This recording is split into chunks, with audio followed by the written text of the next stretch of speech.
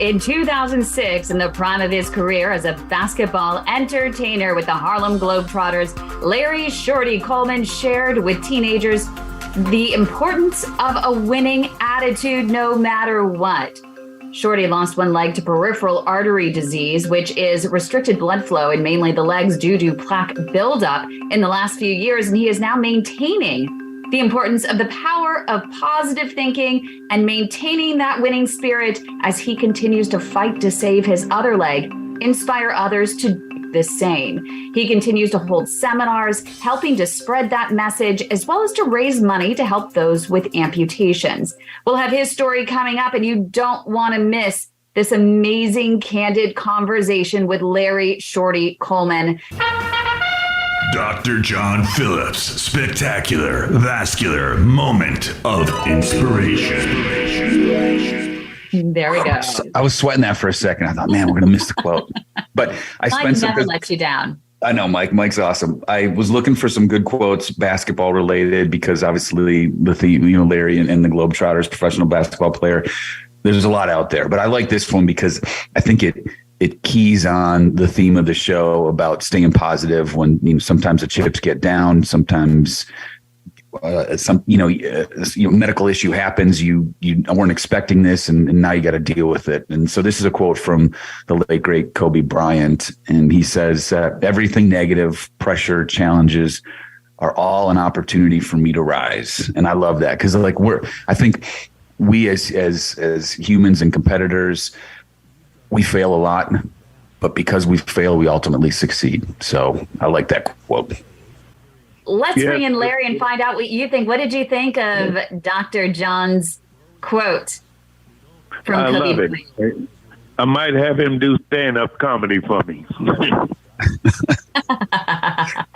So, actually, Larry, somebody had asked me if I could choose my career, what would I be? And I can't be a basketball player for any professional athlete, but I would try to do stand-up comedy. Well, you would do a great job. The way you word things, it could be funny, but it's very serious about what we're speaking of. Well, with that said, Larry, we're going to have a fantastic, candid conversation with you today. And I think we should just start from the beginning. Do you just want to tell us about your childhood, kind of what it was like growing up, how you came to obviously love basketball and then ultimately become a Harlem Globetrotter and travel, around the world entertaining folks? With it. Well, for those of you that's out there listening, God give God all the honor and glory, because the simple fact, without him and great parents, you don't make it too far. However, I'm from the Washington, D.C., Maryland area, and I grew up with a single mom that had 11 kids. And unfortunately, she did a great job with us. Not that my dad didn't help, but not being around didn't make it easy for me, because I am I don't want to just put Aries people, but I was a hard-headed individual growing up. When you have older siblings, you tend to think, I can get away with anything and everything. No, it wasn't true for me. Mother was very strict on me, and believe it or not, I admire her right today, even though she's resting in heaven. And the things she told me about life made it easy for me to do what I had to do. Instead of getting in trouble all the time, I probably could have been an A student, but I wanted to clown. Making a C and B was fine with me. I was eligible to play basketball. However, I grew up playing basketball in that area, and it's not an easy area to play basketball. You got some mean individuals, some very talented individuals. My story began with someone picking me up every day, taking me to different playgrounds, rec centers, and it kind of grew on me. And then I started boxing, and I tried boxing against the great Sugar Ray Leonard. That didn't last long. What? I bet it didn't last long with Sugar Ray. I thought it would last longer, Miss Kimberly, but it did not. His hands were very fast. Mine was not fast enough. So my mom said, you won't be doing boxing because you get too many headaches. So I got back with basketball, practice day and night. I didn't think anything else was possible to play because I didn't like football playing it. I don't like to be hit, but I like hitting them. That's a selfish way of thinking. but that's just the way I was. But I picked the basketball up. I would carry it with me to school. And from that moment in the 9th grade, I just took off with basketball, made it to high school, and did good. Didn't make All-American. Like I said, there's other great players. But I didn't admire the fact that other people was better than me, so it somewhat made me competitive, so to speak. Like, well, if they that good, I got to become better. It never really happened that way right away, but like I told my mom at 15, I wasn't going to get in trouble no more. Boy, imagine saying that at 15. Ooh-wee. I don't know if I was telling the truth, but a good Lord had tapped me on the head. But nevertheless, I wrote her a letter and said, Mom, I'm going to try to do right. I know you go to work and trying your best for us, but I'm going to get a scholarship to college. She looked at me. I thought she was crying, but she was like, if you know what I know, you would do its best. Life is very hard out there, son.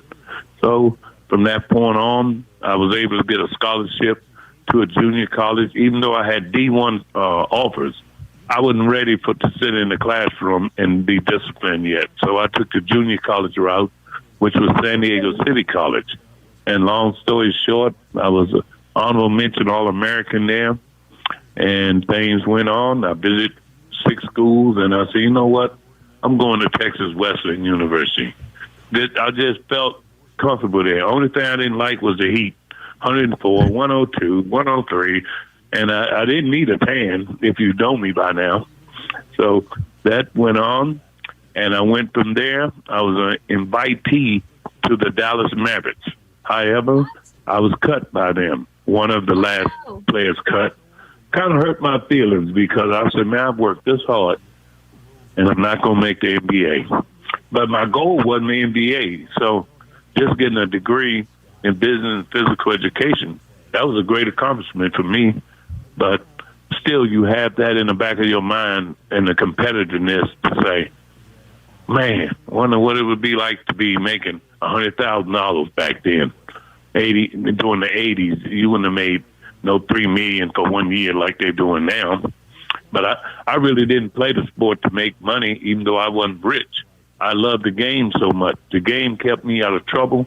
It inspired me in life to know my direction in life, so to speak. So when they cut me, my agent offered me a job in Turkey, France, England, you name it. I said, no, I'm not going to a foreign country. I only took Spanish in 9th grade. That was fading out. Why do I want to go somewhere I don't even speak the language? So with that said, I got a call from the Harlem Globetrotters, and this story became so great for me. You won't believe it. I had to go to a camp in San Antonio, Texas. It was 1,500 individuals there. So I did well. Now, I pat myself on the back. I love competition and memory. I said I'm very competitive. Keep these things in mind as the story go on. So when I left the camp, they wanted to offer me a contract right away. And I said, no, I have to go back and talk with my agent. Boy, you don't know how that hurt me not to put that ink on that paper right then and there. So I said, no, I don't want to do that circus ball. Another opportunity came along with the Globetrotters. They brought me to Lake Placid. And I said, oh, wait, this is some beautiful places. So I ended up signing with them. And from that day forward, I became the Harlem Globetrotter dribbler. And coming up right here on The Heart of Innovation, we're going to hear about his experience as the Harlem Globetrotter dribbler. That's next. Stay with us right here on The Heart of Innovation. 3 years ago, my symptoms started with leg pain and leg cramps while walking. Me too, with a tightness in my calves. Well, do you know, my doctor thought that my leg cramps were a side effect of the statin he prescribed me. Well, my doctor just brushed them off as another symptom of old age. Mine thought the pain was radiating from my spine. My doctor blamed my neuropathy on diabetes until I got a wound on my foot that just wouldn't heal. Yeah, it turns out we all have peripheral artery disease, also known as PAD. It's plaque buildup mainly in the leg arteries causing poor circulation. For me, the diagnosis came too late and I lost my leg, but that does not have to happen to you. No, it does not, because there are treatment options available if you're diagnosed early enough. PAD, peripheral artery disease. If you've been experiencing leg pain, leg cramps, or neuropathy when walking, and your doctor isn't hearing you, we are. We are the Way to My Heart, the largest support network for peripheral artery disease patients, and we want to help you get back on your feet again. Visit our website at thewaytomyheart.org or call our Leg Saver hotline, 415-320-7138. Your life and limb could depend on it. Welcome back to the Heart of Innovation. For more on today's topic, go to theheartofinnovation.org. That's theheartofinnovation.org. Once again, here's Emmy Award-winning journalist Kym McNicholas and interventional cardiologist Dr. John Phillips. So before the break, Larry was beginning to share his story about how he ultimately got to play on the Harlem Globetrotters as the dribbler. But during the break, we were kind of just talking about that moment, and I'd love for you to expand on this a little bit, Larry, when you got cut by the Mavericks. You got cut by the Mavericks or didn't make the team, whatever. And then you could have said, well, I'm going to do something else. But and I wrote your quote down. That failure was just kind of more wood for the on the fire to burn. So that fueled you, right? And you just pivoted, no pun intended, to looking for other avenues to play basketball, right? Yes, I agree with that very much so. Once they made the final cuts of the Dallas Mavericks, however, they had me down for a minute, so I don't want the folks out there to think, oh, he just clapped his hands and went on. No, I just went back to the concrete with my basketball and put in more time and prayed with the good Lord that I could overcome this, which was very easy because my mom instilled in me, everything is not going to happen your way. There's going to be adversities throughout life and obstacles for you to overcome. And with that said, when the Globetrotters came along, that made the icing on the cake a little sweeter. And once I did my first Globetrotter game, that made me feel like I was on top of the world.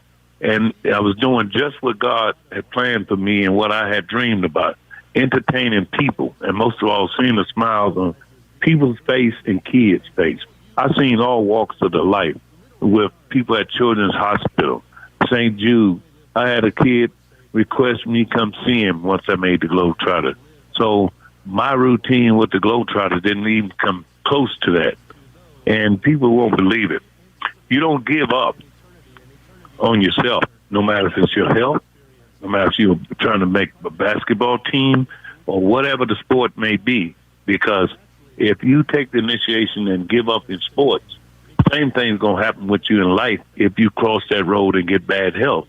And you wouldn't believe it. My story didn't come with commercials from Nike, Taco Bell. My story comes from things that has happened in my life. However, I know we don't have a whole show for just Larry Shorty Coleman because there's other great people on this show. And Dr. Phillips and Kimley know, well, if they hear from the best that thinks he's the best, there's something really wrong. So my story began to get sad. One day, my calf was hurting so bad. I hope I'm not going too fast for some of you out there, but you have the right to call in. No, was this during while you were still playing that you started experiencing this calf pain? Were you with the Globetrotters at the time? No, not at all. Well, I was working out every day. I think mine occurred when I slowed down and didn't play basketball as much. See, because in 2015, 2016, 2017, I experienced 3 strokes. I said, man, what is wrong with me? I've been doing everything right, working out every day, but unfortunately things happen to you health-wise. So I was very sad by what had happened to me. I said, man, what is wrong with my left calf? It was like someone was stabbing me in it. I could only walk 5 minutes and without sitting down or laying down. That's how bad the pain was. People just don't know. Was this something that you had? Did you have any relatives or parents, grandparents, or anything that had that type of situation? You get the words out of my mouth, but this is hereditary throughout family on my mother's side, and it trickled down to me, my nephew, who lost two of his lower extremities, my oldest brother that has half of his foot cut off, still having problems with his right foot. And fortunately, when it hit me, everybody was shocked because they said, man, much basketball is Shorty plays, Larry plays. How could this happen to him? You don't ask the reason how and why. You deal with what's at hand. And once that happened to me, and my mom was in heaven, I couldn't question her. Most of her siblings had already passed away from diabetes, which I don't have.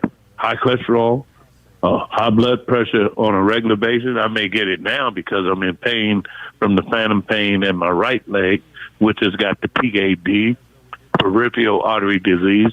So people, don't wait to the last minute. Don't be caught with your pants down and not understand you have a serious health issue going on. And I say that to say this. I went to the doctor. Larry, we've got to take a break, but we're going to be right back with the rest of your story, so stay tuned. Yes, sir. Medical Notepad, brought to you by Cardiovascular Systems Incorporated's patient advocacy campaign, Take a Stand Against Amputation, and The Way to My Heart. Hi, I'm Ophir Isaac, Doctor of Physical Therapy with All Care Physical Therapy in Brooklyn, New York, and the Neurocorrective Wellness Institute, with this week's Medical Notepad.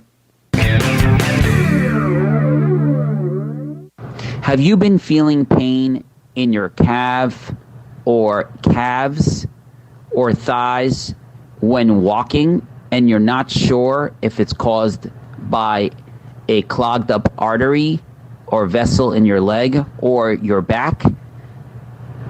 These symptoms can be very similar when you have pain with walking. And in this video, I'm going to show you how to figure out if your problem is coming from lower back stenosis or narrowing in your back, or if it's purely coming from a artery in your leg or calf that's clogged up.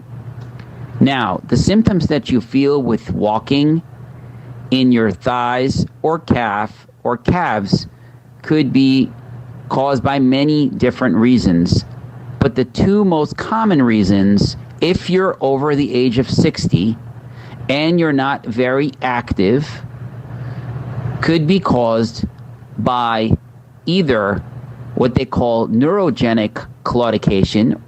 Neurogenic means of the nerves of the back, or vascular claudication, which means a clogging up of your arteries in your legs, vascular. Now, if you have a history of smoking or sedentary lifestyle where you don't move a lot and don't exercise, and you may or may not have prediabetes or diabetes, high blood pressure, your symptoms may be driven more from a vascular component. It's very hard to tell, so here's one simple way to figure it out. If the problem is coming from your vascular system or arteries, generally it will be on one leg. It will be either in your left leg or right leg, and mostly it will be in your calf region. When you're walking and exerting yourself, like for instance, walking up a hill or climbing stairs, or you're walking faster, it's going to make your heart try to pump blood to your calf muscles to do the job, and you're going to feel the symptoms worsening on that calf. As soon as you stop walking and rest and sit down, the symptoms may go away. That is probably more of what they call vascular claudication. If your problem is coming from neurogenic or nerves due to compression at the lumbar spine, or where your back meets your hips in your lower back, the symptoms are going to be in both of your thighs, most likely, and they're going to go down your thighs in the buttocks and in your calves, and they're going to be bilateral, or both sides. Typically, both sides versus if it was vascular. Also, the symptoms will get worse when you are going downhill because you will be extending your spine.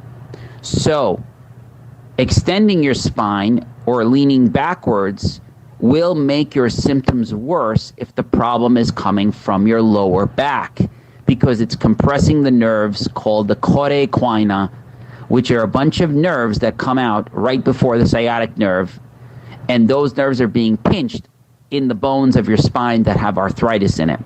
That's called spinal stenosis. You'll also notice, if it's coming from your back, that when you bend down like this and you bend forward, you'll feel better and your pain will alleviate in your thighs or your calves.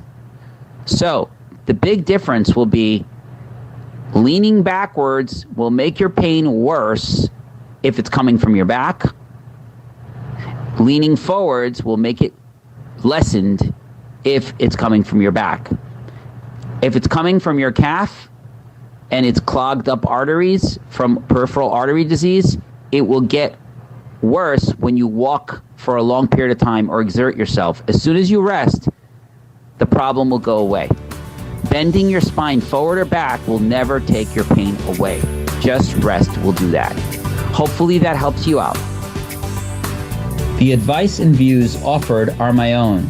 Always check with your healthcare team before acting on any of the information in this video. For more information on how to improve strength, mobility, and circulation, check out my site at www.allcarept.com. Medical Notepad, brought to you by Cardiovascular Systems Incorporated's Patient Advocacy Campaign, Take a Stand Against Amputation, and The Way to My Heart.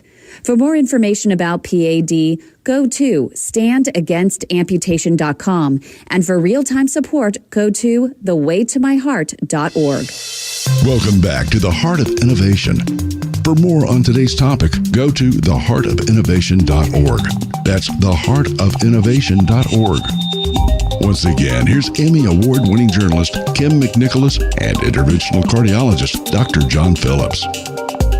Welcome back, everybody. Before we went to break, Larry was beginning to share his tale about his peripheral arterial disease journey, which has ultimately led to a major amputation on one side, and now he's fighting to save his other leg. So, Larry, we're complaining of what we call claudication, pain in the calf region when you walked. Share with us relatively quickly how you got that worked up, and then what ultimately led to the fact that you had to lose that limb. Yes, sir, Dr. Phillips. Believe it or not, from what I was saying before, I had been getting sharp pains in my calf on the left leg. And however, one evening late, about 2 a.m. in the morning, I just told myself, I better call the ambulance because this is getting worse. It was getting worse. And I said, man, I can bear pain, but this is not going to cut it. So I went to the emergency. Unfortunately, had all those people come in telling me this and that. And one particular doctor came in and said, well, we're going to have to amputate your leg right away. And I looked at him like he was a ghost in the room. And I said to him, you're not God. You can't come in and just make the decision about my leg being my part of my health. And it kept me overnight. Making a long story short, I met with 6 other doctors. And however, I had 8 operations to try to save this leg. You can only imagine being a former athlete go to the extreme to try to save it. However, that didn't happen. So I even had the destiny to say, call the doctor, tell him please remove the bottom or whatever part of my leg he had to move to remove that pain. That pain was greater than anything I've ever endured in my life. And that happened. And then when I looked under the cover, for all you listeners, I said, man, where's my leg? I was going through the sedation and the operation part, and believe it or not, I overcame that within 2 weeks. 2 weeks time, I had to do a lot of praying, and unfortunately, I don't take myself for granted like I'm perfect. But to make the story complete for you listeners, as well as Dr. Phillips and my great sister Kimberly, this was a devastating thing. But I guess what? You can overcome any problem that you have. You may go through a little adversity, but why me, this and that? You can't question life. What comes your way, you deal with. And for me, it was easy for me to deal with because I've been a competitive person all my life. I said, I'm going to make this work. I never heard of a prosthetic, this and that. So I moved on to the Atlanta rehab center. I was pouting every day, all lips stuck out, but I overcame that. And this great individual there that was very professional said, reverse this and think that you're trying to make a basketball team. And I said, this is not making a basketball team. That was my reply. But as the time went on, it got better for me. I was able to get the prosthetic, and I learned to take steps. And I said, this still feels weird to me. I overcame all that and just started believing that I lost a limb, but I haven't lost my life. And I want you to understand out there, as long as you wake up, you have an opportunity to better yourself. But do not wait until everything get where you catch gangrene. I can't speak on the legit a doctor aspect, but I'm telling you, don't wait until the pain takes you out from a heart attack.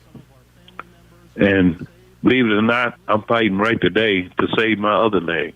PAD is no joke. It's not something you just go and sit down at the dinner table and say, oh, I'll get over it. No, you won't. You have to find the proper specialist, and you have to change your diet, as well as Kimberly helps me all the time, sending me great diet food that a gentleman like myself want fried chicken, a steak. I'm just being honest with it. And I love it. I love the honesty. Me too. Yes, and had a procedure with Dr. Red, and unfortunately, I went to Dr. Lusky before that. He put in 2 stents, and Kimberly was like my school teacher. I told you to bring your homework. She meant to go to Dr. Red, like I said, Mr. Coleman. Told you so. I told you so. Yes, I have to tell the truth. And I felt like she knows more about this than me. So I took her advice and went to the specialist, Dr. Red. Man, I feel better today. And this just happened this past Wednesday for the second procedure. It feels better, but I won't know until I decide what kind of strength I'm going to be able to get back in this leg. And, quote, he said he was only able to clear up one of the arteries. One of them is chronically closed. But I said, I appreciate the work he has tried to put in. There's always someone out there that can help if you get the attention ahead of time. And with that said, I would just like for each and every one of you out there listening, take heed to the way to my heart and Dr. Phillips and Kimberly about getting the right treatment. Don't be stubborn. Don't be blind, because Ray Charles and Stevie Wonder gets their treatment every day, possibly to see, just like you can be a great, healthy person again, even though you have to get a prosthetic. I don't advise nobody to not pay attention to what's being said out here today. And with that said, thank you very much for having me, and God bless to each and every one of you. Wow. You're so inspiring, and it's just amazing to me that there's so many people out there. You're not saying, I mean, the pain with peripheral artery disease is real. How do you tangibly move forward with your day and with your life despite this chronic pain? Well, for me, like I said, if I wake up, I tend to say, thank you, Lord, for giving me another day, first of all. And believe it or not, you have to somewhat have faith in the good Lord as well as yourself. It takes more than just a doctor to help you.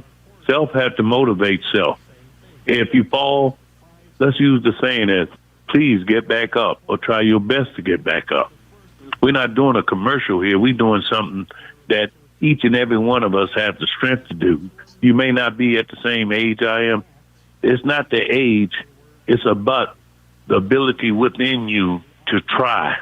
All we can do is try to get better. Well, coming up right here on The Heart of Innovation, we'll have some final words of motivation and what's next for Larry Shorty Coleman, so you don't want to miss that. Stay with us right here on The Heart of Innovation. Welcome back to The Heart of Innovation. For more on today's topic, go to theheartofinnovation.org. That's theheartofinnovation.org. Once again, here's Emmy Award-winning journalist Kym McNicholas and interventional cardiologist Dr. John Phillips. Thanks, everybody, for joining us. During the break, I was telling Larry that he's motivated me, he's motivated all of us, but I'm going to go out for a run here. And he asked me to dedicate my first 2 steps to him. But Larry, you dedicate your movement activity to people all around the world, kids and folks with illnesses, right? Yes, sir. And the key to being motivated is meeting great people like yourself and Kimberly. And as you go, I question Dr. Red. I question any doctor, anyone that has a lost limb. And guess what? I learned so much from these individuals I see that have 2 prosthetics, one on his arm, which was at my formerly had a basketball clinic for the disability in Tampa, Florida.